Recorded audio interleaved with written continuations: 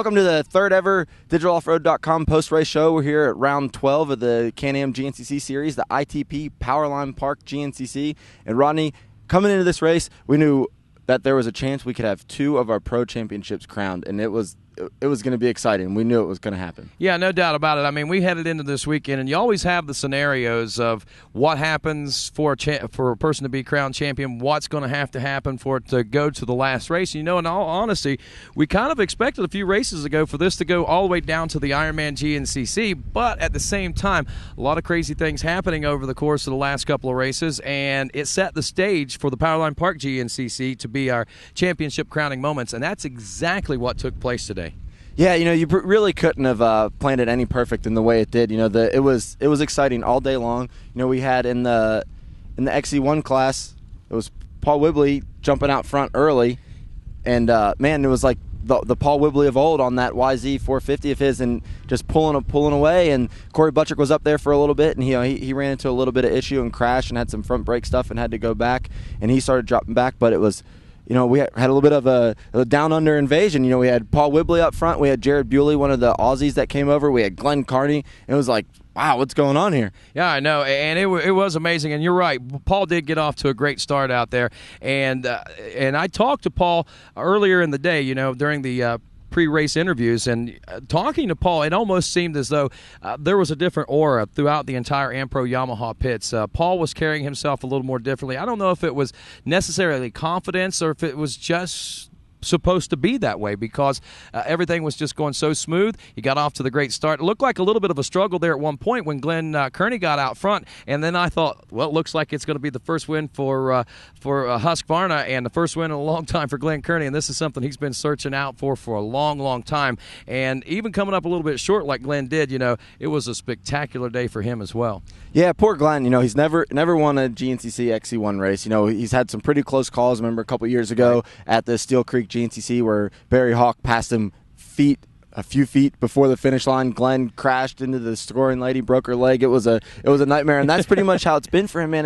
He's been so close, and he just never was able to get one. And you know, it all came down to pit strategy today for those guys. And Glenn, you know, pitted a little different, and Whibley, and then he got around him, and it was like Glenn was out front and he was charging. It wasn't like, you know, you were waiting for something to happen, right. and he kept it going all day long, and it was awesome. And then as the race went on, you know, Whibley was able to get back by him, and when Glenn pitted, and you know, I was like, well, here we go. You know, Charlie Mullins is in third. Josh Strang's coming up behind him. You know, Charlie's going to make a move for it. You know, yep. Charlie's one of the fastest guys we have out here. He's going to pin it. He's going to get around Glenn. That's going to be his buffer. And then maybe Strang's going to end up getting around Glenn, going after Charlie. And it just didn't happen. What ended up happening, Rodney, was we ended up getting that almost two races within that race. Exactly. And it was true. And you're right. It was two races within that race. And the amazing thing is they were two wheel-to-wheel battles. I mean, you had Kearney right on the rear wheel of Whibley throughout that entire last lap. There was maybe at most, I think, maybe 5 seconds at a couple of points. But when they came through just below the finish line at the 7-mile marker, about 3 miles before the finish line itself, they were literally wheel to wheel, nose to tail whenever they came through. And you could tell Glenn was not going to give up. And, you know, Glenn had ridden basically, for the most part, a mistake-free race. And like you said, it just came down to pitting strategies. But that second race within a race, we saw the same thing. You know, I was thinking myself personally, we were going to see Mullins and Strang maybe overtake both Kearney and Whibley, and we would see those guys up front, but that was not the case. Both Whibley and Kearney did what they needed to do. What happened was the battle that we saw develop back there for third place not only became a battle for the third place position,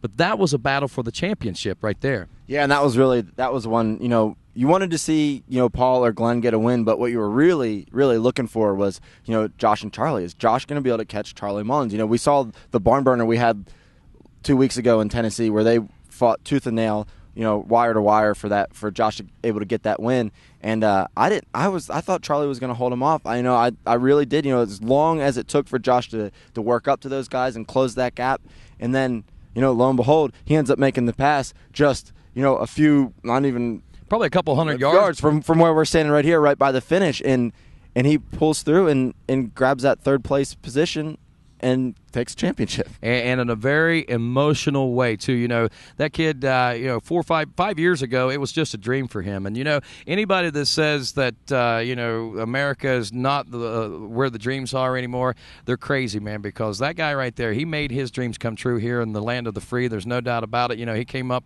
from down under, and he said, I'm going to become a GNCC champion. That's what he did. Congratulations to you, Joshua Strang. Now, another champion, too, Jason, that we want to talk about that we had the opportunity to crown today was that of Kailub Russell, and that was another one of those amazing races where it was a nail-biter right down to the end. Yeah, you know, coming into this, we knew that if Kailub won, Jason Thomas would have had to finish third or worse for Kailub to win the championship. And, you know, early on, Scotty Watkins jumped out to an enormous lead, a huge lead, and I was really wondering if it was going to happen. I was like, I don't know if Caleb's going to be able to run him down. You know, Jason Thomas was up there, and then Kailub got around him, and they started going back, and then we were watching the clock. It was like every mile that we could check, you know, as Kailub was inching in, and then he has a big crash down in the mud pit, does the big flying W over the handlebars. I'm like, well, maybe this is going to be it. Maybe he's not going to be able to catch him. But, man, he got on him. They were wheel to wheel, and, you know, Kailub passed him, and then Scotty passed him back, and they were battling, and we weren't sure if that was what was going to happen there either. But it ended up working out. Kailub ended up getting the win, and, you know, Scotty held on. You know, we heard he had a crash, and we were like, well, is Thomas going to be able to catch him? But he just wasn't able to do it. Yeah, I know. And, you know, it was a great day for the Ohio boys. I made mention of it on the podium. You know, I realized that Jason Thomas is from the UK, but he resides here in Ohio. So basically we had an all-Ohio podium as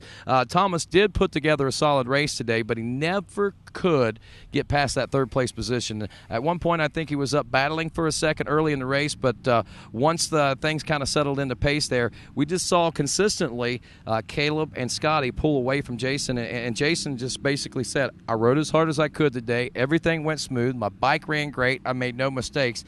They just had it going today. Yeah, it was one of those days, you know, where it was good to see Scotty Watkins back out there running good, and it was, you know, Kailub Russell earned it. You know, he earned his championship. You know, there's no better way of proving that you're the champ than winning the race that decides it, and that's what he did. And he didn't do it from the best of circumstances. He didn't get one of his, you know, famous hole shots and check out and just leave the guys in the dust.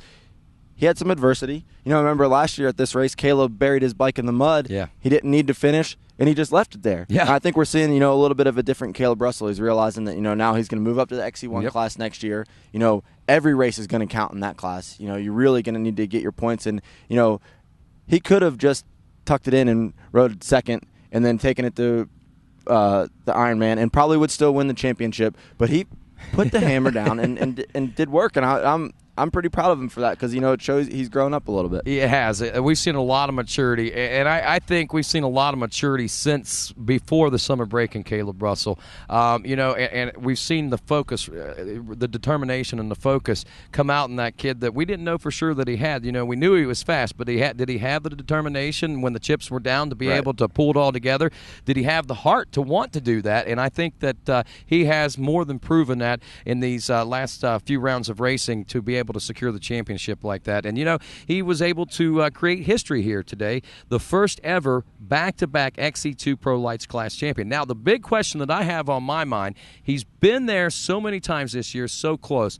In Indiana, if Kailub Russell decides to stick it out in this XC2 Pro Lights class, is he going to be going for the overall win? That's the one thing that has eluded him so much so far. Yeah, and I'm pretty sure he's going to race XC1, and that's all I was going to say. It's going to be a free-for-all on that XC1. The championship's wrapped up. You know, Strang's going to go out there and ride wheelies and wave to the crowd. Maybe not, but that's what I would do. You know, Charlie's probably going to want a little bit of redemption. You know, Chris Bach still hasn't gotten a win. You know, he had some stomach issues today and wasn't able to finish, and he's gonna be in his home state. Glenn Carney came really, really close to getting a win today. He's sniffing it on that new 310 that he's riding, and I mean, the XC1 class is going to be.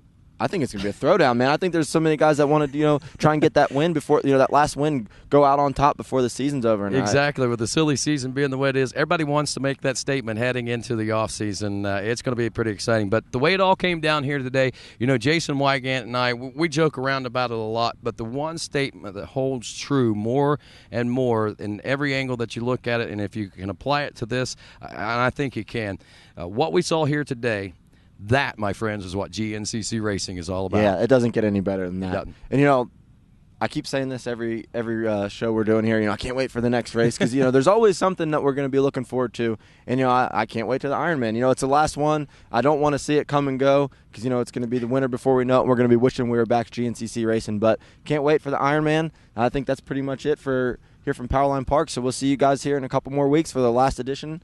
Who are you? I'm Rodney Tomblin. And I'm Jason Hooper, and that's it.